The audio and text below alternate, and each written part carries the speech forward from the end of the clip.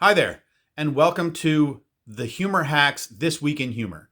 This Week in Humor is going to be a weekly series where I talk about issues or ideas related to the topic of humor in kind of a broad sense. Now, will it actually be weekly? Well, I'm going to try for it because, all those, how do you get, a following on YouTube is that you got to do stuff every week. Well, I'm going to do my best to get there. I probably won't because, I've got other things I've got to do. But this week's inaugural episode is going to be about the Joe Rogan controversy, specifically as it relates to his use of the N-word and his misinformation. And once he became mainstream and once Spotify got a hold of him, these things were bound to pop up and it was going to cause a problem for him, and sure enough, it has. But the two main issues, like I said before, are his rather cavalier and frequent use of the N-word throughout the history of his podcast, and the stuff where he talks about COVID or the vaccines or climate change, where there have been claims that he's spread misinformation. And these both are importantly related to comedy and humor. And that's why I want to talk about them, because there are really real world problems going on here. And it's important that we, because I'm a philosopher, that we think about them, I hope, in better ways rather than just having simple reactions. So let's start with the second controversy, kind of his misinformation when it comes to COVID or climate change. And I saw a couple of the bits where Jordan Peterson was on his show talking about climate change.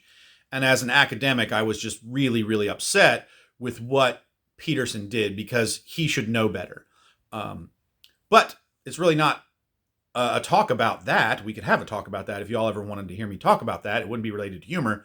But the interesting thing there is that when Rogan brings on these guests who are talking about things like climate change or COVID or this sort of thing, he's not doing comedy anymore. He's doing like what a radio show host would do, right? He's doing some sort of public informative event that isn't comedy.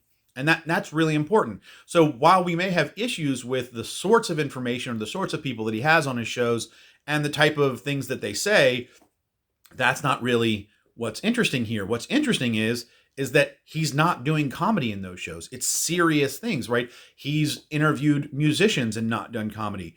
So the podcast itself is wide ranging. And this isn't to say that he only ever has to do comedy, but what it does show us is that he's doing stuff on his show that isn't only comedy. And that's really important when it comes to the N-word controversy that he's in.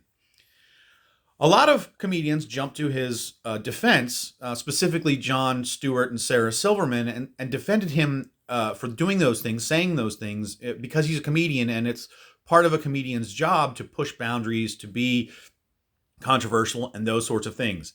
And in no way, shape, or form do I think that that's a wrong view. Comedians have, for centuries, for thousands of years, been controversial and done controversial things. That's well established in the historical record. We all recognize it, and oftentimes we expect comedians to do that sort of thing, okay? But if that's the case, then one has to ask the question, if on his show, was he doing comedy when he used the N-word? And he used it, I think, 70 some times, and it would strike me as odd that he used it comedically in all of those cases. In fact, it's pretty clear that he didn't.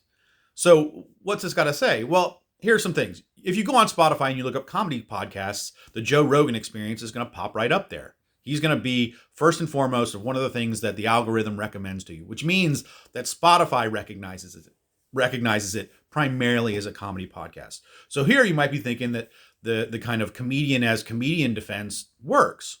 Except the problem that is, like I said before, is he has a variety of guests. He has serious guests. He has comedy guests. He has entertainment guests. We would have to look at all those cases where he used the N-word to see if he was doing comedy or if he was doing something else. And if he was doing something else, if he wasn't doing comedy, then his use of the N-word is something that we can say things like, oh, he's being racist, or he's using it in a racist sort of way. And that's a big problem. And this is something that Trevor Noah pointed out when he talked about it as part of his work on, The Daily Show. He said, look, one of the things that it seems clear that you're doing, especially in the situation where he's talking about going and seeing Planet of the Apes, is that Noah is saying, yeah, you're making a joke, but you know that joke is going to be a little bit controversial, and its kind of taboo nature and its racial nature and its racist nature are going to cause laughs in a certain type of audience that you're playing to. Read there, a white audience, a bunch of white guys talking, okay? They're going to laugh. He said, Noah was very clear in saying, you wouldn't make this sort of joke if you were around a bunch of black people. And if that's what's going on, then while you might be doing, some sort of jokes, you're not doing comedy. You're doing something very different. And I think there's something really important to say there, is that Rogan, in those cases, especially in the Planet of the Apes case, is pandering to his audience, right? He's making a joke, and yeah, he's doing comedy, but he's not acting as a comedian. He's just acting as a funny guy, talking with other people in the room, friends of his, that are just kind of talking about a certain subject. And I think that's one of the things with this notion of the comedy defense that makes it so difficult to judge, is that one of the things about podcasts is, among other things, it tends to give you this, oh, we're all just laid back talking about things. We're talking about ourselves. You're getting us our most authentic and this sort of thing. And I'm not necessarily doing comedy. I'm not doing anything professional. We're just having a discussion. And yes, there are levels of entertainment that are clearly going on there. And so I'm not saying that he's not doing comedy, or he's only doing comedy, or he's only doing serious. These are very difficult distinctions to make.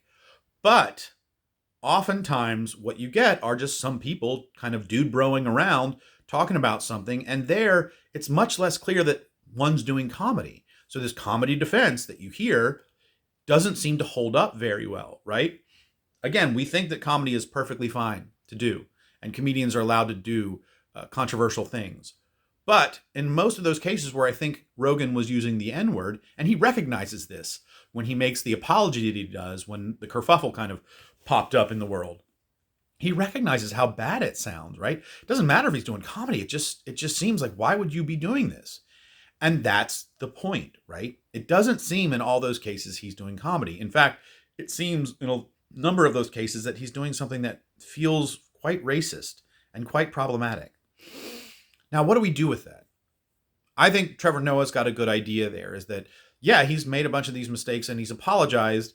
Now we're just going to have to wait and see, in one sense, how he behaves subsequently to this. Because apology, if it means anything, seems to indicate that you're going to have some sort of meaningful change of behavior. Now, in that same apology, Rogan kind of backs off and says that he isn't racist, but Trevor Noah points out quite rightly that when he made the Planet of the Apes statement, when he walked into the theater in the black part of town, he said, oh yeah, that sounded pretty racist. That was pretty racist. So there's this weird kind of disconnect between Rogan, when he made the statement, recognizing its racism, and then now in his apology kind of saying, well, I wasn't being racist there. So that's a deep tension, right? That's a problem. And when philosophers use the words like tension or problem or difficult to explain, those are our kind of soft-pedaled terms for, you got a big problem. That is something difficult to deal with, and you can't make any sense of it. So this all gets back to humor in an important way. When we're doing comedy, when we're doing something that's formal like humor or satire, in a formal space reserved for humor, yeah, there are going to be different rules that we apply and different ways to understand, and the context should inform us on how we judge that person's content. I think while Sarah Silverman and Jon Stewart and any other comedian who's kind of pushing this line that comedians get a pass, they're right when they're acting as comedians. I think it's clear, though, that with the idea of a podcast and how it works and the sorts of people that he's had on, he being Rogan, on his show, and that he goes around and does things that aren't just simply comedy, that we have to judge him in a different way. He's not just simply acting as a comedian, he's acting as a person. And here we're getting a little bit of insight into how he thinks. Now, of course, how he thinks is going to be influences his role as a comedian, right? And he may not, because we're all changing because of the places that we're in, not always speak from one place or another. Again, I think these areas are a little bit gray to define. What we need to think about is how we as individuals use humor and when we're doing it. And if I'm just making a joke with my friends and that joke has racial content or is racist, then I think it's fair to say that I'm behaving in a racist sort of way or doing racism in a bad way, that sort of thing. when someone's up on a comedy stage and doing satire, like Chappelle and other folks who've done it so well, then they're doing comedy. And it seems there we can say to them and say to anyone who objects that they're doing comedy. And in a sense, we very much expect comedians to do those sorts of things. So that's it for this week in humor. I hope it was a good first episode. Only time will tell. It's silly to ask me to say, hey, hit like and subscribe, ring, for the bell ringing and all that sort of thing, because, it just started as a channel. Let's let time tell. If you liked it, please give it a thumbs up, maybe give it a share. We're all trying to do that. And remember, the Humor Hack is a channel that's going to be dealing with a lot of things related to humor. And very shortly, I'm going to have my first book on humor coming out. It's going to be coming out in the summer of 22. So be on the lookout for that. I'll put information up. I'll drop a link below kind of stuff when I get that sort of information. But I'm going to try and end lots of my talks anymore with the same sorts of things. Please remember to laugh often and much and have a good day. And we'll see you here for the next Humor Hack video or the next This Week's in Humor.